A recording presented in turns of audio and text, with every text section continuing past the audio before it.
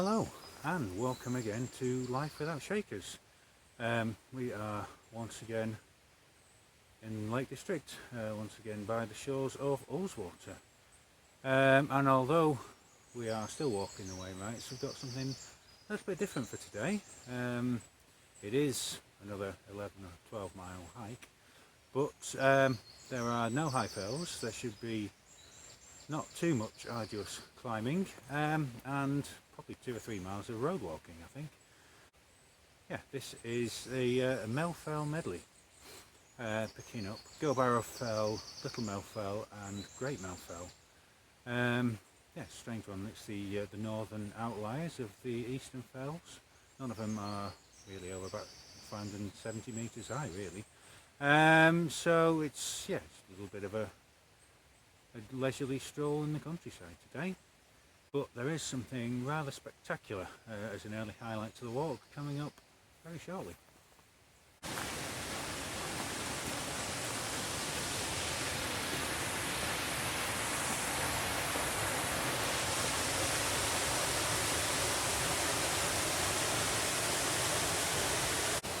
And here it is. This is Aira Force.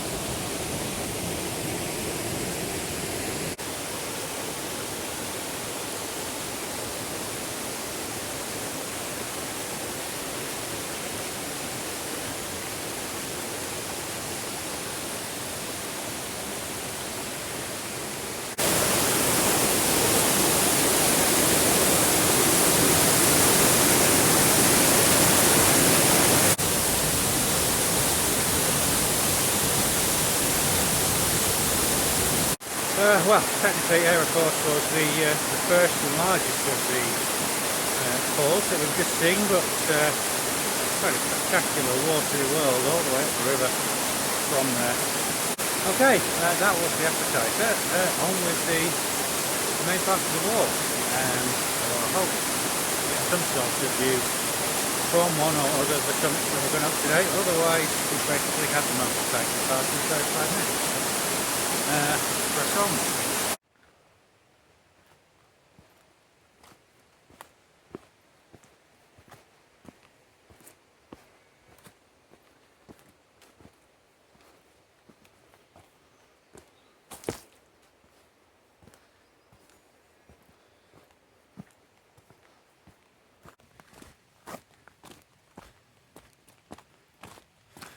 Suddenly, we're out of the woods and we can see Gowbarrow Fell, our first objective of the day.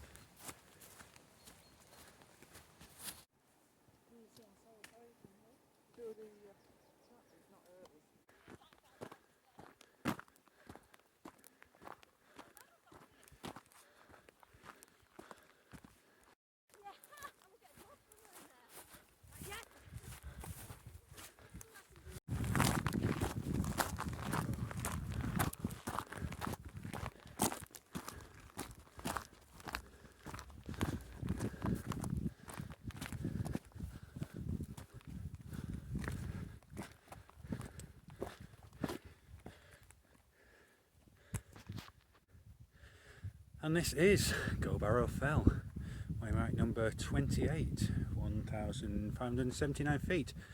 And it may be short, but it certainly earns its place in the book. I mean, just look at this magnificent view behind me. See in the distance there is all along the High Street range.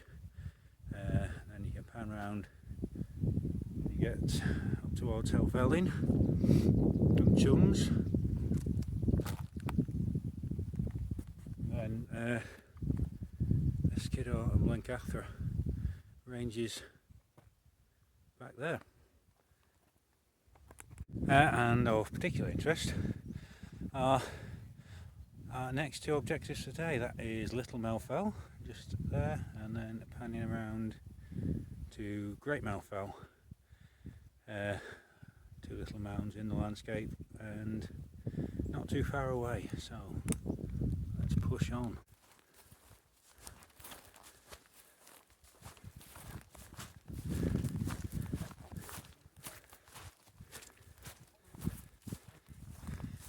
Tell you what, there really is something to be said for these lower fells. You definitely don't need to go past 2,000 feet to enjoy the scenery. What I found here though was a scene of desolation.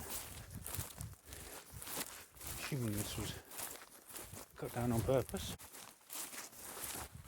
What I find at the moment is not much of a path. I mean, Little Melfell is just there, so I'm assuming we're going in the right direction. I can only hope it comes out somewhere where I want to be.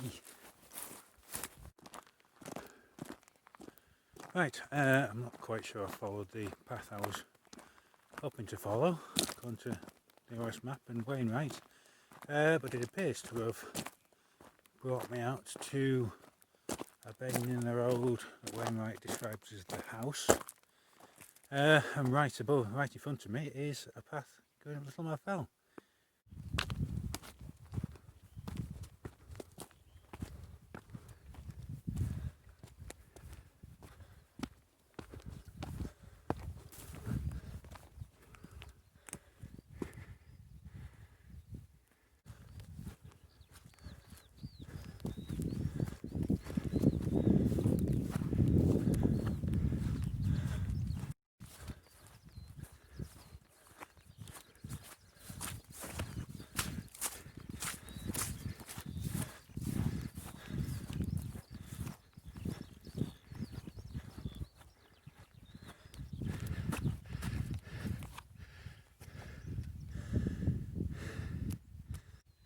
And here we are on Wainwright number 29. This is the summit of Little Melfell, 1,657 feet.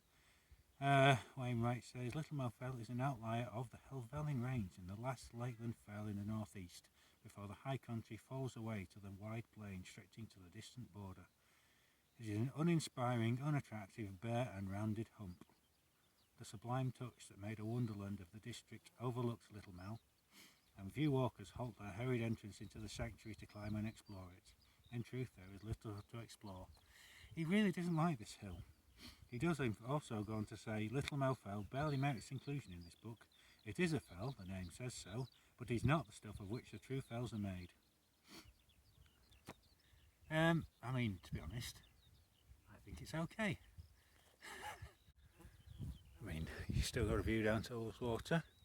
You can still see all along High Street and round to Helvellyn. And as we move further on from Gowbarrow Fell, we've got an even better view of Skiddaw and Blencathra over there behind Great Melfell. And there is the Great Cumbrian Plain beyond that Wainwright referred to.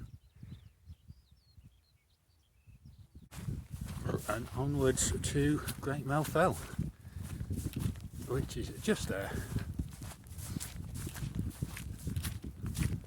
Ominously, there's a cloud rolling in over the top of Skiddaw. hope I can finish this walk and get back to the car before that arrives.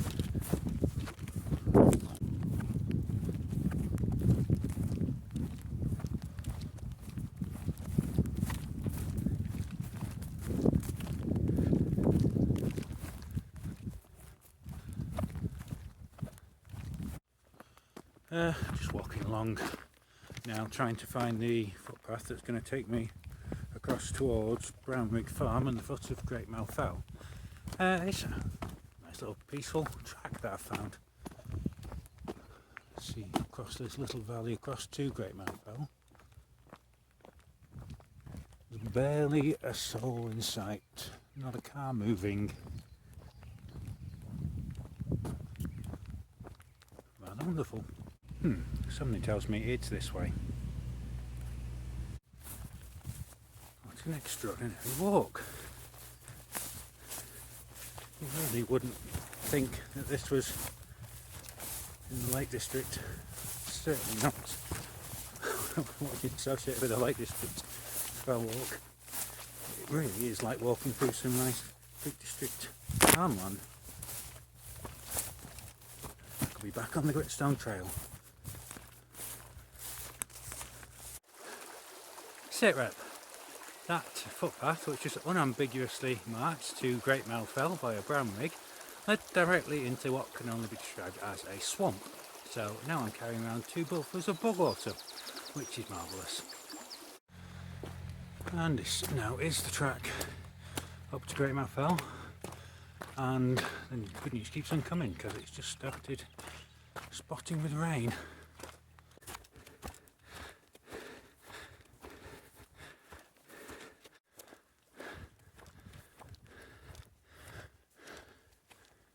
Oh,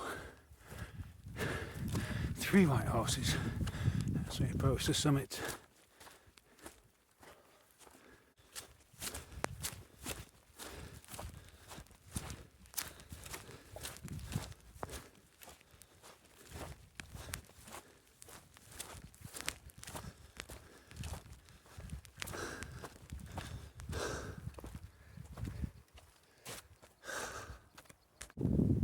Oh, and at last I've made it to the summit of Great Mouth Fell.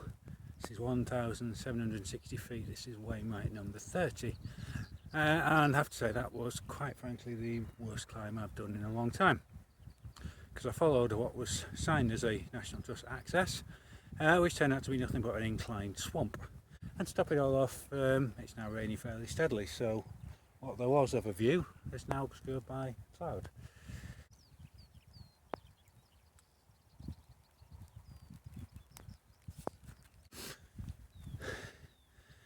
Even Wainwright has much interesting to say about this particular hill. I mean, there is, on a good day, a decent view up here, but I think we've been spoiled for views earlier in the day. So all that remains now to do is find the car, which I think is where the road walking comes in. As we start descending Great Mouth Fell, you can see a little bit of the view. Turns out there are actually about 6 of these white horses, and aren't they gorgeous? I mean, it looks like they're really patient, but what they're actually doing is sheltering from the rain. Clever horses. Oh, no, ain't you lovely?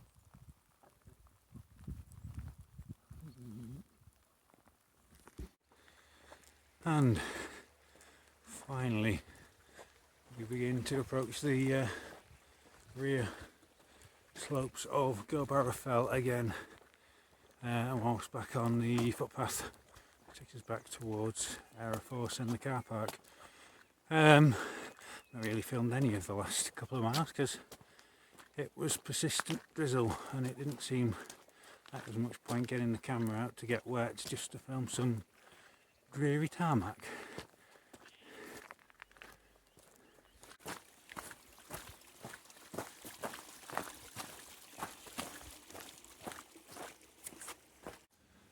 Well, here's a familiar sign. It's a sign up to the summit of Gowbarrow, which means the car now is only about 5 or 10 minutes that away.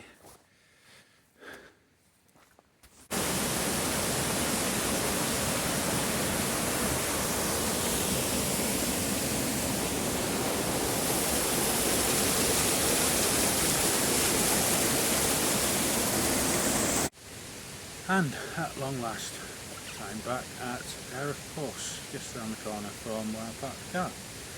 It's been a funny old walk, a walk of two halves really today. First bit was a leisurely stroll in pleasant midsummer, and the second half was a bit of a midwinter slog through bogs and marshes and all sorts. It seemed to take forever to get from Little Mel Fell to Great Mel Fell and then back to the car. Thing is, I've got a spare pair of socks in my bag. Bad thing is they have been in my bag, so that means they're probably just as wet through the ones I've been wearing. Hey ho. Right, that was that one. I think I was a little bit impetuous today. I could have left it for a better day in terms of the weather, probably like tomorrow for example. But I just wanted to get it done, making up for lost time. Some of these walks. Anyway, that's how it goes. Hey, once again, thank you very much for watching, and hope you can join me again next time. Bye.